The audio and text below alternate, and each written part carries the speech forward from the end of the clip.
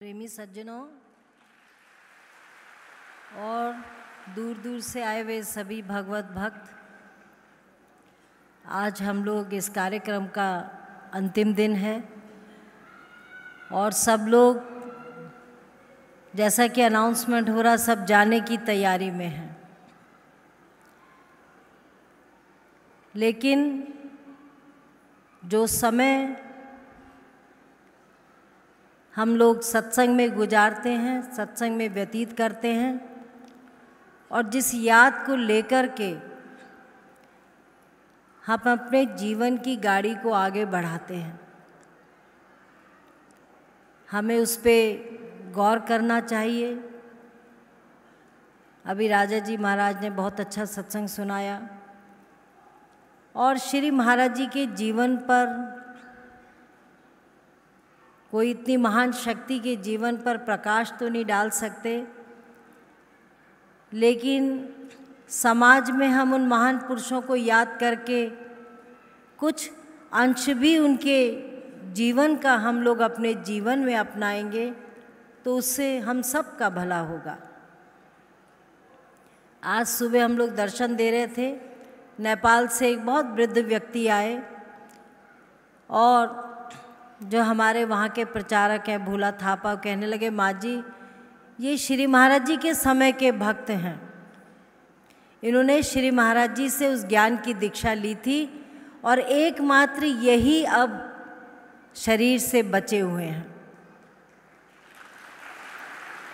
तो देखो, सुनकर के आज कितना भी समय बीत जाए, जब हम क्षेत्रों में जाते हैं तो कहीं ना कहीं श्री महाराज जी के उपदेश का, उनके जो ज्ञान का खजाना लेकर के वो जीवन व्यतीत कर रहा है, अपने अनुभव सुनाते हैं, अनुभव बताते हैं कि किस तरह से श्री महाराज जी ने इस अध्यात्म के ज्ञान का प्रचार किया।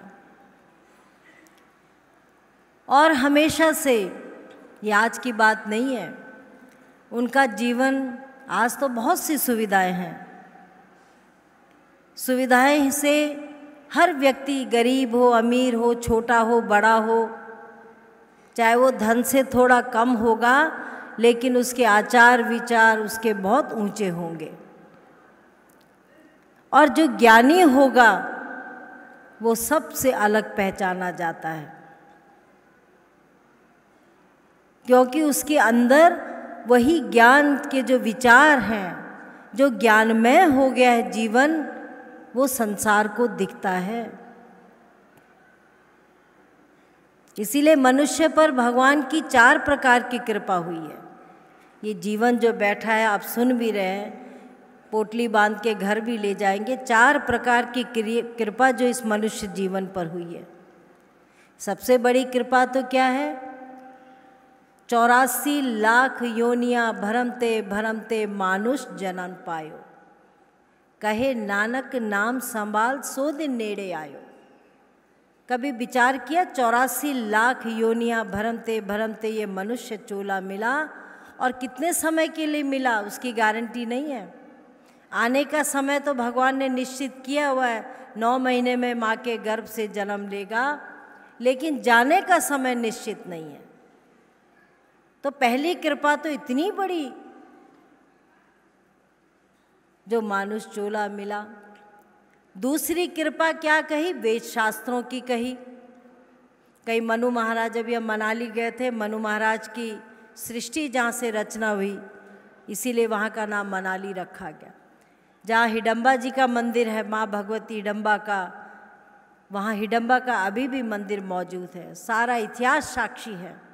सारे वेद शास्त्रों में जिन वाणियों का जिक्र आता है, अभी भी संसार में, समाज में वो चीज़ मौजूद है। दूसरी कृपा वेद शास्त्रों की कही। जो वेद शास्त्र हमारे लिए, जब मन अशांत हो जाता है, चाहे ज्ञान नहीं भी होता, जब मन अशांत हो जाता है, हम वेद शास्त्रों की तरफ मुड़ते हैं, उनको खोलते हैं।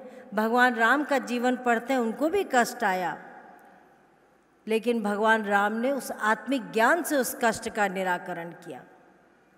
भगवान कृष्ण के जीवन में भी कष्ट आया, लेकिन जब पढ़ते हैं कि भगवान कृष्ण ने भी अपनी यौगिक शक्तियों के आधार पर उस कष्ट को सह लिया, बड़े बड़े महान पुरुषों के, ऋषियों के जीवन में कष्ट आता है और वेद पुराण फिर यही दिशा निर्देश देते हैं, जीव आपुन आप ही में पायो।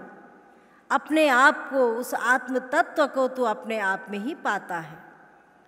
वस्तु कहीं ढूंढे कहीं केही विधि आवे हाथ, कबीरा वस्तु तब पाइए जब भेदी लीजे साथ।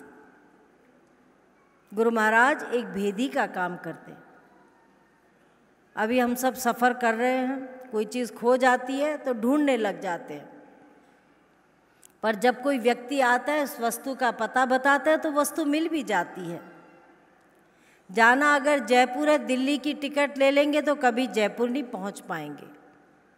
वस्तु अगर हमारी दिल्ली में खोई है, उसको हम ढूंढ कहाँ रहे और शहरों में ढूंढ रहे, हमें वस्तु मिलेगी नहीं। इसीलिए का वस्तु ढूंढे कहीं केही विधि आवे हाथ, कबीरा वस्तु तब पाइए जब भेदी लीजे हाथ। और भेदी कौन होता है? उस आत्मज्ञान का तत्व भेदी ही हमें ज्ञान के रास्ते में चलाना सिखाता है। ये तो हुई वेद शास्त्रों की कृपा, सब कुछ हमारे सामने है। तीसरी कृपा क्या है? जो हमें गुरु महाराज जी का, जब वेदों का सहारा लिया, ज्ञान का सहारा लिया, तत्व ज्ञान का सहारा लिया, जिसके लिए भगवान कृष्ण भी कहते हैं, हे कृष्ण हे अर्जुन, नाना शास्त्र पठेन लोके नाना देवत पूजनम, ए पार्थ बिना आत्मज्ञान सर्व कर्म निरर्थकम। वेद शास्त्र भी आपने पढ़ लिए, बहुत सा सब कुछ कर लिया, तीर्थ नहा गए, वेद शास्त्र पढ़ लिया, सब कुछ कर लिया, फिर भी जब हम घर पहुंचते मन हमारा अशांत रहता है। तीसरी कृपा जो हमारे संतों ने इस चोले में दी, पहली, दूसरी वेद शास्त्रों ने दे दी, तीसरा हमें आत्मज्ञान मिल गया। जब संतों की शरण में आए, पूछा, ढूंढने का प्रयास किया, जिन खोजा तिन पाइयाँ गहरे पानी पैठ, मैं बावरी ढूंढन गही रही किनारे बैठ। अब सत्संग में बहुत से लोग आए, मैं बहुत से लोग आज फ़ोन कर करके बड़ा दुखी हो रहे थे, हम पहुंच नहीं सके। तो मैंने कहा सत्संग तो होता रहता है, आप अप्रैल में आ जाना। कहा माता जी हमारी बैटरी चार्ज हो जाती है। कितनी अच्छी बात है, एक फ़ोन की बैटरी रोज़ दिन भर यूज़ करते हैं, रात को बैटरी को चार्जर में लगा देते हैं फ़ोन, दूसरे दिन के लिए फिर फ़ोन चार्ज हो जाता है। ऐसे ही सत्संग का महत्व भी हमारे जीवन में है। तीसरी कृपा, हमें ज्ञान भी मिल गया। आज हमारे महात्मा जी बता रहे थे, बहुत दिनों से वो लोग प्रयास कर रहे थे, 125 लोग को आज जो इस हंस बंस की बेल में आज वो पुष्प जो है हमारे 125 लोगों का पुनर्जन्म हुआ है, जिसकी खातिर मानुष चोला मिला, वो आज उनको संपूर्णता को प्राप्त हो गया। अब चौथा वरदान क्या है? हम किस तरह भजन सुमरन करें। पहली कृपा चोला मिल गया, दूसरी कृपा वेद शास्त्रों की है, तीसरी कृपा अध्यात्म का ज्ञान मिल गया, अब चौथी कृपा मनुष्य के अपने आप में है। वो हमारे लिए ही कृपा है कि हम किस तरह उस नाम के सुमरण में अपने जीवन को एक मय कर देते हैं। कबीरदास जी कहते हैं, स्वर्ग बुलावा भेजिया दिया कबीरा रोए, जो सुख साधु संग में सो बैकुंठ न होए। कितनी अच्छी बात संतों ने बताई। जो सुख साधु संग में, यहाँ बहुत से दुखी भी आए हैं, कोई किसी चीज़ से दुखी, कोई किसी, लेकिन सत्संग सुन करके जब मनुष्य का, कल भी मैंने सुना है, जब भगवान को ही अपना जीवन अर्पण कर दिया, मन तन, ये नहीं कि रोज आरती में गाते हैं कि तन मन धन तेरा तेरा, तुझको अर्पण क्या लागे मेरा, लेकिन 2 मिनट के लिए धन का अभाव हो जाए तो बेचैनी हो जाती है। लेकिन विश्वास ऐसी चीज़ है, जब विश्वास जहाँ होता है वहाँ भगवान स्वयं उसकी सुध लेता है। सबसे बड़ा हमारे भक्ति मार्ग में विश्वास। अगर हमें ज्ञान में विश्वास नहीं है, गुरु महाराज में विश्वास नहीं है और विचारों में, सत्संग में विश्वास नहीं, तो हमारा जीवन सब कुछ पाकर के भी खत्म हो जाता है। जो हमारे फकीर हुए, उन्होंने स्पष्ट कहा कि आदम को खुदा मत कहो, आदम खुदा नहीं। हम कहते हैं ना कि आदमी ही सब कुछ है, लेकिन आदम को खुदा मत कहो, आदम खुदा नहीं, लेकिन आदम खुदा के नूर से आदम जुदा नहीं। ये जो मन मंदिर है, शरीर का तन मंदिर दरवेश कलंदर घटी तीरथ नावा, ये जो ब्रह्मांड हमारा सारा, इस ब्रह्मांड को हम सदुपयोग में भी लगा सकते हैं, दुरुपयोग में भी लगा सकते हैं, लेकिन सत्संग एकमात्र ऐसा साधन है जब हम अच्छे कर्मों की तरह अपने जीवन को लगाते हैं। इसलिए आदम खुदा नहीं है। फकीर भी कहते हैं उसको खुदा मत कहो, लेकिन आदम खुदा के नूर से जुदा भी नहीं है। उस आत्मज्ञान से हमारे ही अंदर है, मन मंदिर है। कल भी मैंने सुनाया कि माला तो कर में फिरे, जीभ फिरे मुखमाही, मनवा तो दसों दिशाएं फिराए, ये तो सुमरन नाई। अब सोचने लग गए कि बस चली जाएगी। कभी ऐसा होगा, हंसलोक एक ऐसा स्थान है, अगर कोई भक्त छूट भी जाता है तो हमारे बेचारे कार्यकर्ता भी कई दिनों से सोए नहीं हैं, और वो उसको उसके ठौर तक पहुंचाएंगे, उसके घर तक पहुंचा के आएंगे। एक भी बालक, महिलाएं जो यहाँ इस चार दीवारी के अंदर आ जाता, वो सुरक्षित है। उसकी जिम्मेदारी हंसलोक पे है। तो ये सोचना नहीं चाहिए कि भंडारा शुरू हो जाएगा या बस चली जाएगी और सारा सामान लेके जिस दिन इस संसार से जाओगे तो 2.5 गज का कफन भी साथ नहीं जाएगा, कुछ भी साथ नहीं जाएगा। यही सोच लो, सिर्फ भजन की कमाई रे मन, ये 2 दिन का मेला रहेगा, कायम न जग का झमेला रहेगा। इस संसार को झमेला ही कहा, ये संसार तो झमेला ही है। यहाँ बड़े बड़े संत पुरुष आए, उन्होंने एक रास्ता दिखा, उस रास्ते पे, उस लक्ष्य पे चलते रहे। जब अंगुलीमाल जैसों को संतों ने रास्ते से मोड़ दिया, जब ऋषि के उंगली काटने लग गया तो अंगुलीमाल को संत कहते हैं, भाई तू इसका क्या करेगा? वो माला पहना के पहनता था। तो देखो, जो ये तू पाप कमा रहा है, अपने किसके लिए कमा रहा है इस पाप को? का अपने परिवार के लिए, पत्नी के लिए, पुत्र के लिए, बच्चों के लिए। का जाओ उनको पूछ के आओ, जब इस पाप की सज़ा मिलेगी क्या तुमसे उसके भागीदार बनोगे? तो वो घर गए, उन्होंने सबको पूछा। पत्नी ने कहा, तुम्हारा धर्म है हमें पालना, तुम पाप करोगे, हम उसके भागीदार नहीं हैं। बच्चों ने कहा, हम क्यों उसके भागीदार बनेंगे? तुम पाप कर रहे हो, तुम्हारा को ही इस पाप का भागीदार बनना पड़ेगा। तब आके ऋषियों के चरण में, ऋषि के चरण में पड़ गया और सत्संग सुविचार से डाकू ने अपने जीवन को बदल दिया। वही भगवान कृष्ण अर्जुन को कहते हैं, अर्जुन, जब दुर्योधन अर्जुन दोनों खड़े थे और भगवान ने कहा मांगो जिसको जो चाहिए, तो दुर्योधन ने कहा, भगवान कृष्ण, मुझे तुम्हारी सारी अक्षिणी सेना। भगवान ने कहा, एक तरफ मेरी सेना है, एक तरफ मैं हूँ। तो भगवान को दुर्योधन कहता है, कृष्ण मुझे तुम्हारी सारी अक्षिणी सेना चाहिए। बताना, उसको सेना पर विश्वास था। और अर्जुन कहता है, नहीं भगवान, मुझे सेना नहीं चाहिए, मुझे सिर्फ आप चाहिए, सिर्फ आप। जिसके साथ आप होंगे सारा उसके साथ होगा। तब अर्जुन को भगवान समझाते हैं 10वें अध्याय में कि हे अर्जुन, मैं चमत्कार दिखा सकता हूँ तुझे, तरह तरह के चमत्कार दिखा सकता हूँ। अर्जुन खुद इतना शक्तिशाली था। जब अर्जुन ने प्रार्थना करी कि भगवान, हे कृष्ण, मुझ में इतना बल है कि मैं वायु की गठड़ी बना सकता हूँ। बताइए, हवा को, आज तो ये एटॉमिक एनर्जी का समय आ गया है, कोई चाइना बारिश कर देता है।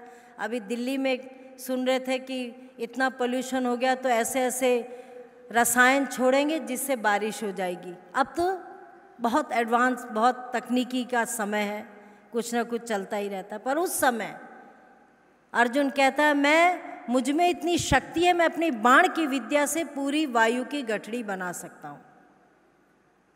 मैं धरती को खोद करके पानी उत्पन्न कर सकता हूँ। पर हे कृष्ण, मैं इस अपने चंचल मान जो मेरा मन है, इसको मैं नियंत्रण में नहीं रख सकता हूँ। सारी दुनिया की ताकत मैं पैदा कर सकता हूँ, पर इस चंचल जो मेरा मन है, इसकी मैं गति को रोक नहीं सकता हूँ। तो भगवान कृष्ण कहते हैं कि ये चंचल मन को नियंत्रण करने का मैं तुझे साधन बताता हूँ, और वो साधन बाहर नहीं है, तेरे ही हृदय में है। तब बात ये कि वस्तु कहीं ढूंढे कहीं के विधि आवे हाथ, वस्तु तभी मिले जब भेदी लीजे साथ। भगवान कृष्ण ने उसके जीवन में एक भेदी का रूप लिया। 10वें अध्याय में भगवान कहते हैं कि मैं तुझे अर्जुन चमत्कार दिखा सकता हूँ। आज तक मैं तुझे चमत्कार दिखाता था तो तू मेरे इस शरीर की, जो मेरा ये मनुष्य चोला है, इसकी तू पूजा करता था। लेकिन ये मनुष्य चोला मेरा असली स्वरूप नहीं है, ये तो मेरा संसारिक स्वरूप है। इसके लिए मैंने जन्म लिया है, मुझे मरण होना पड़ेगा, संसार से जाना पड़ेगा। पर इस शरीर की पूजा के लिए मैं नहीं कह रहा हूँ। मैं अपने इस शरीर से चमत्कार कर लेते हैं। आजकल आप देखते हैं कोई बबूती में से कुछ निकाल रहा है, कोई कुछ कर रहा है, बहुत से चमत्कार होते हैं। कोई व्यक्ति को गायब कर देता है, कोई कुछ कर दे, बहुत सी विद्याएं हैं। लेकिन अध्यात्म ज्ञान की विद्या इन सब विद्याओं से परे है। और वो भगवान कृष्ण ने अर्जुन को जब ज्ञान दिया, ज्ञान अंजन सतगुरु दिया, अज्ञान अंधेर विनाश, हरि कृपाते संत भेटिया नानक मन प्रकाश। तब हमें अंधकार का आभास होता है, तब हमें लगता है कि वो अंधकार था, अब हमारा जीवन प्रकाश में है। और उसी प्रक्रिया को हमारे श्री महाराज जी ने, जो वेदों की प्रक्रिया थी, जो शास्त्रों में जो वचन थे, जो जीव पर 4 प्रकार की कृपा बताई थी, उस कृपा को बताते बताते आज हमें ऐसा आशीर्वाद दिया। हम सबको, तुम्हें भी, जो ज्ञानी है, जिसके अंदर वो हृदय में प्रेम है, वो आज उस कृपा का पात्र बना हुआ है। और कैसा पात्र है? नित्य प्रतिदिन उसमें बढ़ोतरी हो रही है। इसीलिए तो कहा, स्वर्ग बुलावा भेजिया दिया कबीरा रोए, जो सुख साधु संग में सो बैकुंठ न होए। स्वर्ग से दूत आ गए कबीरदास जी के लिए, उनकी सेवा भावना सबके लिए। कबीर कहता नहीं, जो सत्संग में सुख, जिस सत्संग ने मुझे जीना सिखा दिया और अपने आप को पहचानना सिखा दिया, वही सत्संग सबसे प्रिय है। सत्संग क्या है? संतों का संग, सत्य चित्त आनंद का वो स्वरूप जो भगवान कृष्ण अर्जुन को कहते हैं, अर्जुन ये शरीर तो मेरा सकारात्मक, ये तो इस आज का है, मनुष्य चोला है, पर जो मेरा सूक्ष्म रूप है, जो मेरा अध्यात्म का रूप है, वो सच्चित आनंद का रूप है। उस अध्यात्म के ज्ञान को मैं तुझे देता हूँ। और ये कोई नया वस्तु नहीं है, ये अनादिकाल का ज्ञान है, जिस ज्ञान के लिए जनक ने भी सुखदेव मुनि को 6 महीने इंतज़ार कराया था। सुखदेव मुनि के अंदर इतनी गर्भ योगेश्वर उनको कहा जाता था, गर्भ में ही उन्होंने माँ के गर्भ में सारी विद्याएं पार कर ली थी, सारा ज्ञान प्राप्त कर लिया था, सारी सृष्टि की रचना की विद्या सीख ली थी। उनको गर्भ का योगेश्वर कहा जाता था। लेकिन जब समय के तत्वज्ञानी की बात आई तो राजा जनक के पास अध्यात्म का ज्ञान था।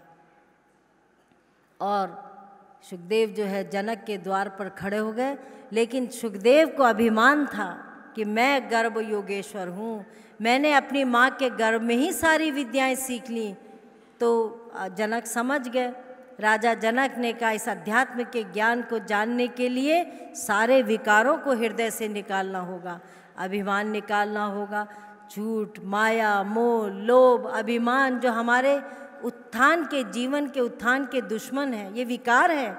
जब तक हम इनको नहीं निकालेंगे, हम अपने जीवन को धन्य नहीं बना सकते।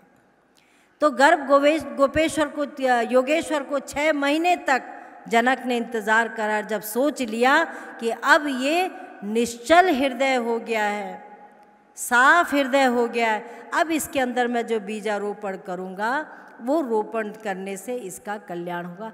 तब राजा जनक ने सुखदेव मुनि को अध्यात्म के ज्ञान की शिक्षा दी। तो ये कोई साधारण ज्ञान नहीं है, आप खुद सोचो। देखो श्री महाराज जी की जो आज मैं सोच रही थी कि एक मकान होता है, एक ज़मीन होती है, थोड़ा बहुत आदमी अपने जीवन में एक रखता है, समय के प्रभाव से थोड़ा बहुत सब संचित करते हैं। ऋषि मुनि भी संचित करते हैं। एक ऋषि मुनि को भी एक झोपड़ी चाहिए रहने के लिए, वो एक नियम है सरकार का, वो उनके पुत्रों में बांट दी जाती है, बच्चों में बांट जाती है, पत्नी में बांट दी जाती है। पर ये इतनी बड़ी उनकी आध्यात्मिक दौलत थी, ये बढ़ती जा रही है, बढ़ती जा रही है, पर इसमें कमी नहीं आ रही है। कितनी बड़ी ज्ञान की दौलत है कि इसको बांटते रहो। ये वो पारस मणि है जो लोहा छूता जाएगा वो सोना बनता जाएगा। कितने लोगों का जीवन में कल्याण हुआ, कितने लोगों के जीवन में एक प्रकाशमय जीवन बना। बहुत से लोग मिलते हैं, बहुत से लोग, कोई शारीरिक कष्ट से दुखी हैं, कोई मानसिक कष्ट से दुखी है, कोई आध्यात्मिक की कमी से दुखी है, पर उन सब का जीवन सुधर जाता है जब हम उस एक की आराधना करते हैं, जिस एक के लिए सारे ऋषियों ने तपस्या की, उस अध्यात्म अंदर के ज्ञान के लिए, जिसके लिए भगवान राम कहते हैं, स्वयं राम कहते हैं, राम एक तापस्त्य नारी, काम कोटि खल कुमति सुधारी। भगवान राम भी जब अयोध्या में आते हैं तो हाथ जोड़ के प्रार्थना करते हैं, स्वयं राम, जिसके लिए जीवन में अगर राममय कोई हो जाए तो वो अशांति नहीं रह सकता। भगवान राम भी स्वयं कहते हैं, औरव एक सुगुप्त मत, सबों कहो कर जोर, शंकर भजन बिना नर, भक्ति न पावई मोर। कितनी अच्छी बात भगवान राम ने स्वयं की कि औरव एक सुगुप्त मत, इन सब से एक सुगुप्त मत है, सबों कहो कर जोर। हाथ जोड़ करके मैं विनम्र प्रार्थना करता हूँ कि शंकर के भजन के बिना नर भक्ति को प्राप्त नहीं कर सकता है। राम एक तापस्त्य तारी और नाम कोटि खल कुमति सुधारी। भगवान राम ने एक तपस्वी नारी अहिल्या का उद्धार किया, पर राम के नाम ने करोड़ों कुमतियों को सुधार दिया, करोड़ों कुमतियों को सुधार दिया। गिनती नहीं है, लिस्ट नहीं बनी हुई है, करोड़ों कुमतियों को, जिन्होंने संतों के जीवन से सहारा लिया, उनका जीवन करोड़ों कुमति को सुधार लिया। और वहाँ भगवान शंकर महामंत्र जोई जपत महेशु, काशी मुक्ति हेतु उपदेशु। कितनी सुंदर बयां। भगवान राम भगवान शंकर के ज्ञान का नाम की महिमा सुना रहे हैं, और वो नाम स्वयं महामंत्र जोई जपत महेशु, ऐसा वो महामंत्र है जो स्वयं भगवान ने जिसका सुमरन किया। उस महामंत्र के लिए काशी में बैठ करके प्रभु ने कुमतियों के लिए, संसार के लिए, और कितने ही जीवक हैं, कितने ही जीवांत पुरुष नारी हैं, एक जीवांत के लिए जो है आत्मा की शांति के लिए उस महामंत्र का जाप किया। तो सबसे बड़ा जो हम लोग सोचते हैं अपने जीवन में, अभी राजा जी ने सुना है कि उम्र, सब सोचते हैं बुढ़ापे में भक्ति कर लेंगे। कई आते हैं सेवा का मौका दें, सेवा का मौका, जब सेवा का मौका मिलता है तो कहते हैं कि अब परिवार का मौका चाहिए, परिवार को पालना है, ये करना है। लेकिन समय थोड़ा समय अपने जीवन में ज़रूर अच्छे काम में लगाओ, उसका फल अवश्य मिलेगा।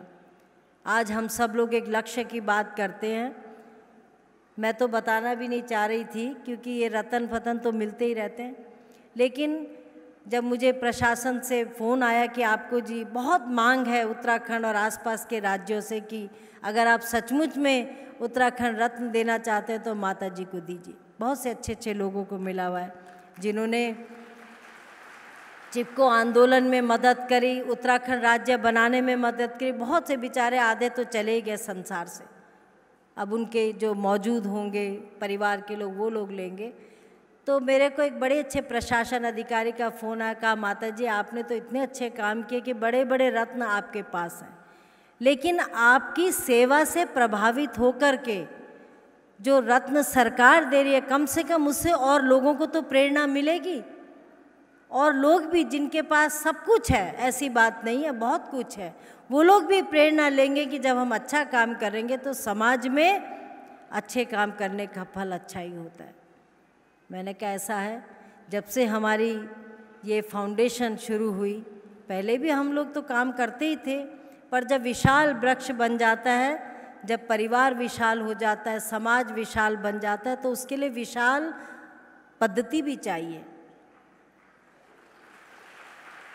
हर काम जैसे एक आदमी के लिए थोड़ा चाहिए, 2 के लिए ज़्यादा चाहिए, 4 के लिए ज़्यादा चाहिए, 10 के लिए और चाहिए, 100, 1000।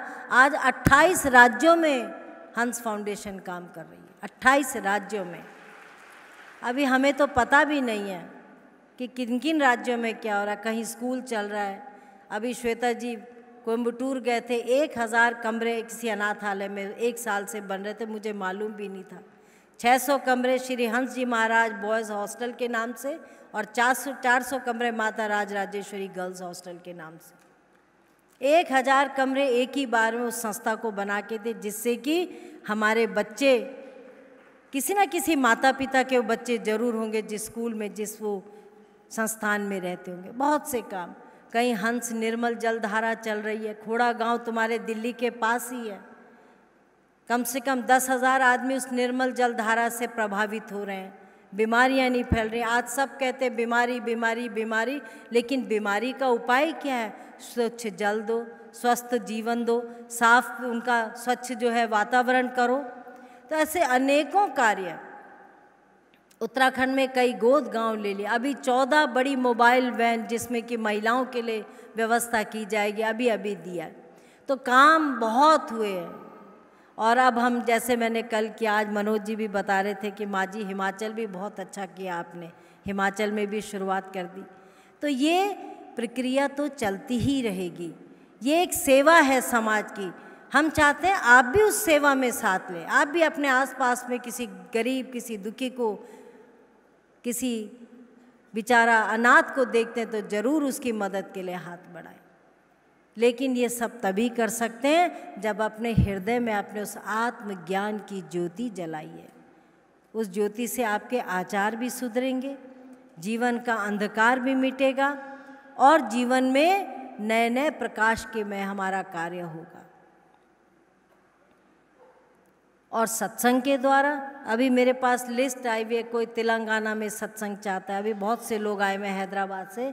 पिछली बार तो 100-150 आए थे, पर अभी बुकिंग नहीं मिली। तो कुछ लोग आए कि आप फरवरी में, जनवरी में जब भी आएँ हैदराबाद में सत्संग को करो, क्योंकि आज समाज में सब कुछ उपलब्ध है, पर सच्चे ज्ञान से अगर हम प्रभावित हो जाते हैं, हमारा जीवन धन्य हो जाता है, तो उससे बड़ी उपलब्धि हमारी कुछ भी नहीं है। बुढ़ापा आए ना आए, अभी मैं देखती हूँ जब हम लोग केदारनाथ बद्रीनाथ जाते हैं तो लोग बुढ़ापे में सोचते हैं यात्रा करेंगे, चल भी नहीं पा रहे हैं, डंडी ले जा रहे हैं, कोई वो कंडी में जा रहा है, टोकरियों में जा रहे हैं, लेकिन फिर भी एक लगन है कि जा कर के हम दर्शन करेंगे। पर जो काम अगर जवानी में ही शुरू कर दोगे तो बुढ़ापा आए ना आए, हम अपने जीवन को धन्य बना सकते हैं। इसीलिए सत्संग एक ऐसा माध्यम है जो सत्संग, संतों के संग में इतनी शक्ति होती है कि वो शक्ति से अब अपने जीवन को धन्य बना देते हैं। अभी अप्रैल में हमारी माता जी की जयंती आएगी, तो शायद 7, 8, 9 तारीख को हम लोग सैटरडे संडे चुन रहे। वैसे तो 6 तारीख को होती है, पर सैटरडे संडे 8, 9 को पड़ेगा। उस जयंती में श्री महाराज जी की तरह माता जी की जयंती मनाई जाएगी। और सभी नेपाल से भी भक्त लोग आए हैं, यूपी से, बिहार से, थोड़े थोड़े इस समय सब जगह से आए हैं। तो मैं यही तुम लोगों को कहना चाहूँगी कि उस अध्यात्म के रास्ते को हम लोग बढ़ाएं, आगे चलें, पीछे मुड़ के देखना नहीं है, क्योंकि जो पीछे मुड़ के देखता है वो फिर बुराइयों में ग्रसित हो जाता है। पांचों पांडव जब स्वर्गारोहण कर रहे थे तो युधिष्ठिर को, पांचों को यही कहा गया, पीछे मत देखना। अगर आपने पीछे देख लिया तो आपकी त्याग तपस्या खत्म। हर भाई, पांचों भाइयों में से सब कोई ना कोई कहीं ना कहीं पीछे देखता गया और वहीं पर वो गलता गया, वहीं पर गिरता गया। एक युधिष्ठिर, धर्मराज जब स्वर्ग गए तो नरक से उस रास्ते को निकले तो नरक में हाहाकार मचा था, चीख मची थी, बेहाली की आवाज़ आ रही थी। तो उनके जो दूत होते हैं कहने लगे, महाराज थोड़ा सा आपने नरक में रहना है, उसके बाद में स्वर्ग की तैयारी करनी है। तो जब युधिष्ठिर स्वर्ग की तरफ जाने लगे तो हाहाकार सुन के पीछे मुड़ गए। कहा, ये किस की पुकार है, कौन इसका इतना क्रंदन कर रहा है? तो दूत कहने लगे, महाराज ये पीड़ा है नरक की, ये नरक की पीड़ा है।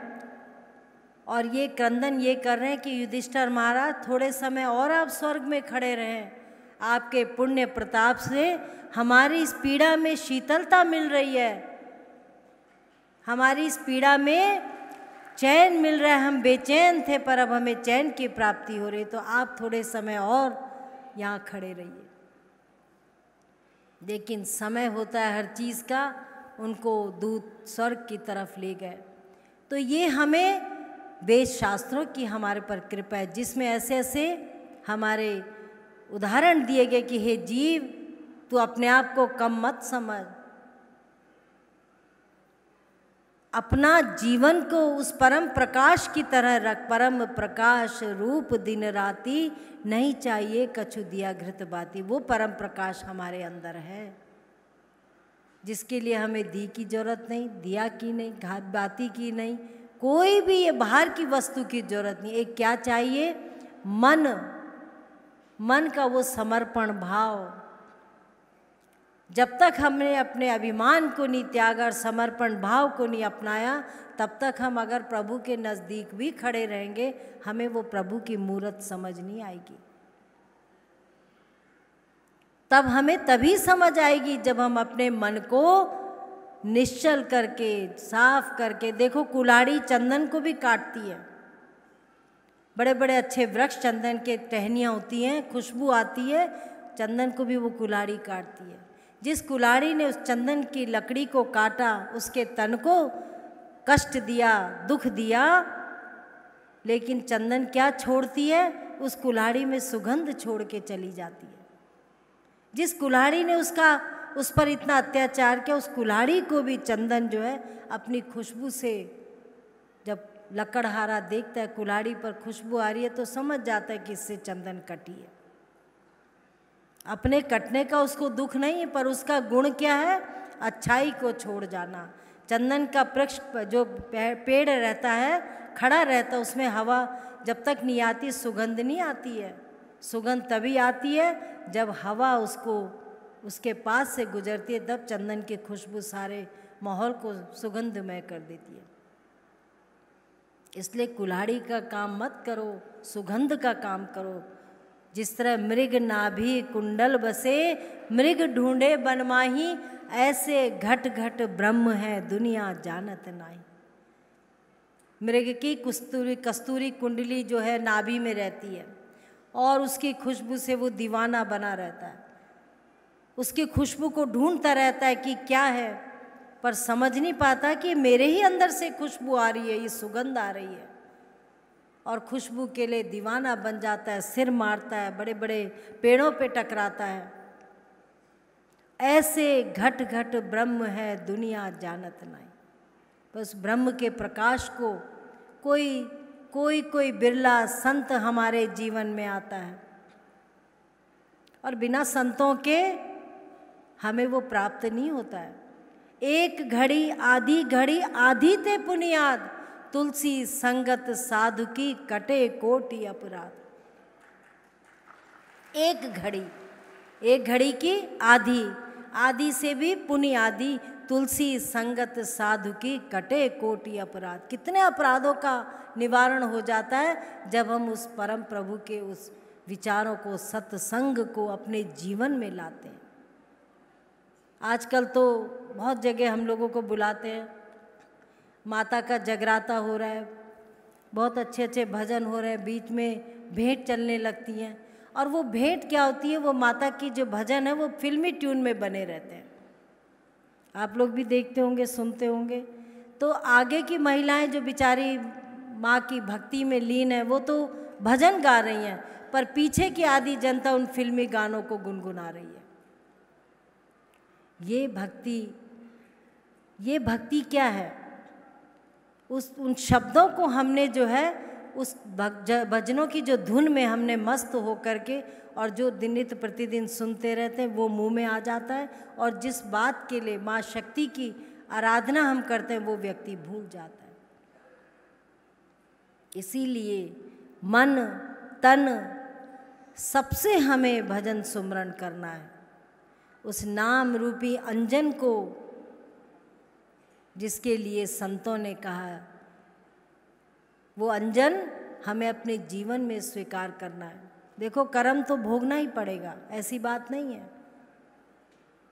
जो हमने पिछले जन्म में किया, इतने बड़े भीष्म पितामह बाणों की शैया में लेटे थे, कितने बाण, एक सुई की नोक भी चुभ जाती है तो खून आ जाता है, दर्द बढ़ जाता है। भीष्म पितामह कितने दिन तक बाणों की शैया में लेटे रहे, और सारे पांडव आपस में कहने लगे कि भीष्म इतने पराक्रमी, इतना भक्त, इतना इनके अंदर ज्ञान का खजाना, पर ये ऐसी अवस्था भीष्म पितामह की क्यों हुई कि पानी भी जब उनको प्यास लगी तो अर्जुन ने धरती खोदी और ऐसी नलधारा, जलधारा उनके मुख में गई कि उनकी प्यास बुझी। तब भीष्म पितामह को चारों ने घेर लिया, पांचों ने, माँ कुंती, द्रौपदी, सब खड़े हो गए कि हे भीष्म पितामह, आपके दुख को हम कैसे बांट सकते हैं? आपका ये जो दर्द है इसको हम कैसे बांट सकते हैं? तो भीष्म पितामह इतने ऐसे महान पुरुष, उन्होंने अपने को जब नेत्र बंद किए तो देखा कि कौन सा ऐसा मेरा कर्म रहा होगा कि आज मुझे उसका ये फल मिल रहा है। तो भीष्म पितामह 10, 20, 30, 40, 50, 60 अपने 108वें जन्म तक पहुंच गए, और 108वें जन्म में देखते हैं कि वो राजा बने और रथ चला रहे हैं। और जब रथ चला रहे तो एक सांप आता है, उनके रथ के बीच में आता है, उन्होंने उसको तीर से मारते हैं तो वो सांप दूर सूखी झाड़ियों में वैसे ही लंबा लेट जाता है। जब दूर से पटका तो वो सांप जो है वो सूखी झाड़ियों के ऊपर एक बिस्तर बन कर के सांप उसमें लेट जाता है।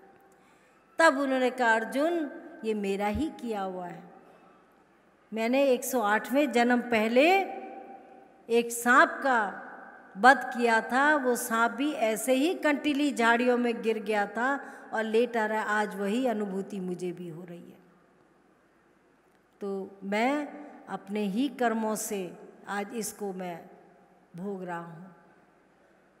तो ये जीवन में, वो तो भीष्म पितामह थे, उनको इतना याद आ गया, उन्होंने उसका प्रयास किया और अपने जीवन को आगे बढ़ाने का वो किया। लेकिन आज तो इतना भी याद नहीं कि 10 साल पहले क्या हुआ होगा और आगे 10 साल बाद क्या होना है। लेकिन अध्यात्म के ज्ञान से हम लोग अपने जीवन को एक बैलेंस लाइफ जिसको कहा जाता है, एक धर्म के अनुरूप जिसको कहा जाता है, हम अपने जीवन को जी सकते हैं।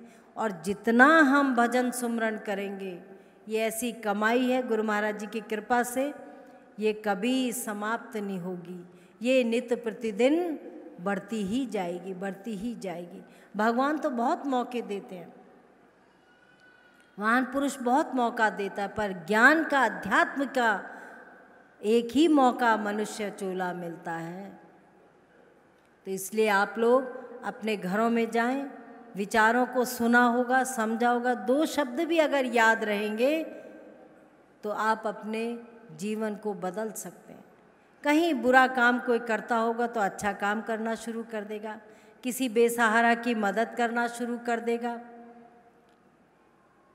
और कितने ही रास्ते में आपके अवरोध आएंगे। ऐसी बात नहीं है, भक्ति मार्ग में बहुत अवरोध आते हैं। कबीरदास जी यही समझाते हैं कमाल को कमाल, ज्ञान का जीवन आसान नहीं है। चलती चाकी देख के दिया कबीरा रोए, जो सुख साधु संग में, दो पाटन के बीच में साबुत बचा ना कोई। कितनी बड़ी चक्की होती है, जो अनाज जाता है वो पीस के आटा बन के बाहर आ जाता है। तो कबीरदास जी कहते कमाल ये जीवन चक्की की तरह है, इसमें जो जाएगा ये माया रूपी चक्की में उसका आटा बन जाएगा। लेकिन कमाल कहता है, वो भी ज्ञानी था, कमाल कहता है नहीं पिताजी, चलती चाकी देख के दिया कमाल ठठाए, जो कील से लगा रहे ताको काल ना खाए। कि कमाल कहता है पिताजी मैं मानता हूँ संसार एक चक्की की तरह है, पर इसके अंदर एक धुरी है बीच में, और जो उस धुरी से चिपक जाता है, जो उस धुरी से लग जाता है गुरु महाराज के चरणों में, मन तन से उनको जानने लगता है, समझने लगता है, अपने जीवन में शिक्षाओं को ढालने लगता है, वो कील से जो लगा रहता है, वो प्रभु की शक्ति से जो जुड़ जाता है, उसे काल भी नहीं खा सकता। तो ये सत्संग के विचार हम अपने जीवन में ढालें। बहुत एक घड़ी आधी ते पुनियाद, उतना भी अगर हम लोग ध्यान लगा लेंगे तो हमारे जीवन के पहले के आने वाला समय सब हमारा एक सुरक्षित हो जाएगा और भगवान में राममय हो जाएगा, कृष्णमय हो जाएगा। सारी शक्ति एक है। जिस तरह आदम खुदा नहीं है, पर हम सब के अंदर वो खुदा का मंदिर है, वो ईश्वर का मंदिर है, वो प्रभु की शक्ति है।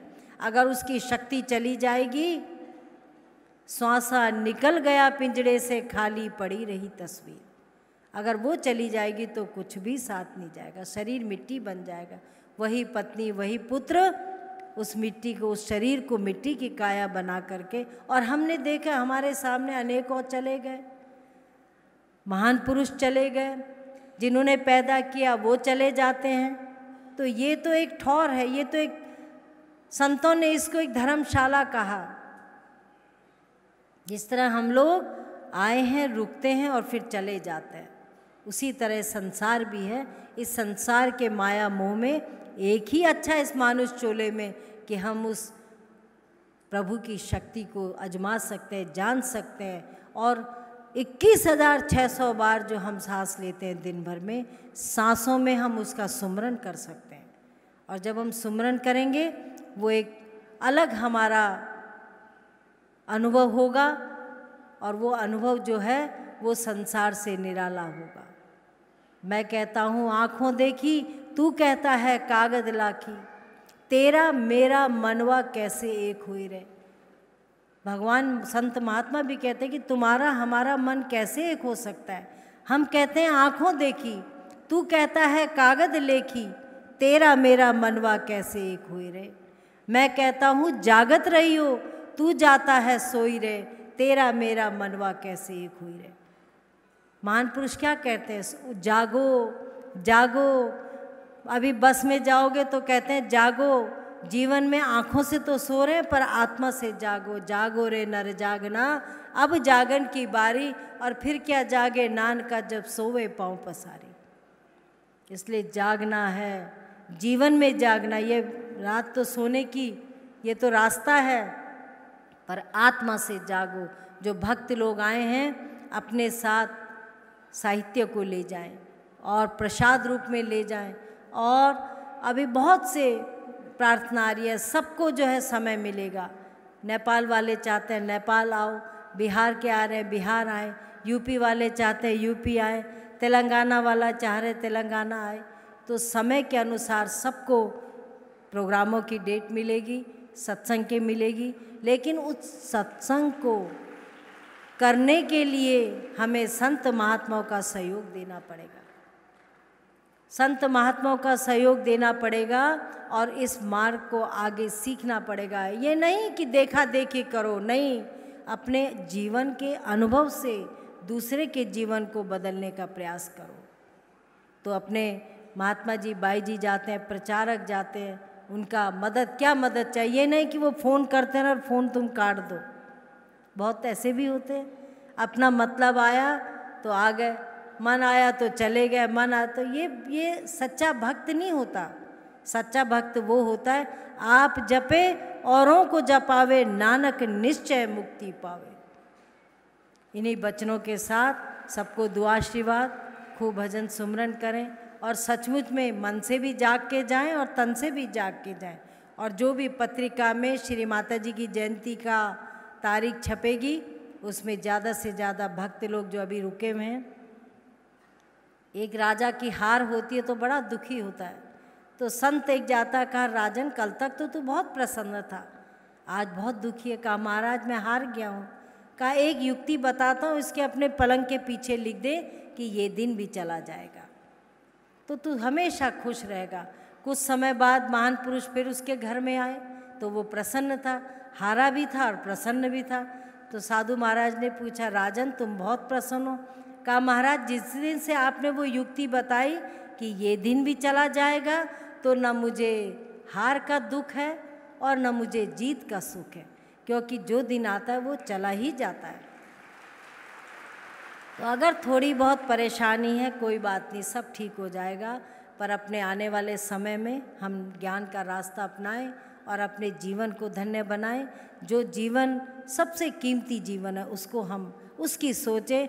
अगर हमने पौधा भी बो दिया और पत्तों में और आसपास पानी छिड़का और जड़ को सींचा नहीं, वो पौधा कभी बड़ा नहीं होगा। तो जो आज 125 ज्ञानी बन के जा रहे हैं, वो जड़ को सींचे, पत्तों में पानी न दे, उस जड़ को सींचे। जब हम जड़ को सींचेंगे तो स्वतः ही हमारा वो वृक्ष, ज्ञान रूपी, भक्ति रूपी वृक्ष जो है विशाल बनता जाएगा और उस वृक्ष के नीचे असंख्यों को छाया मिलेगी। तो इन्हीं शब्दों के साथ सबको दुआ आशीर्वाद, खूब भजन सुमरन करें।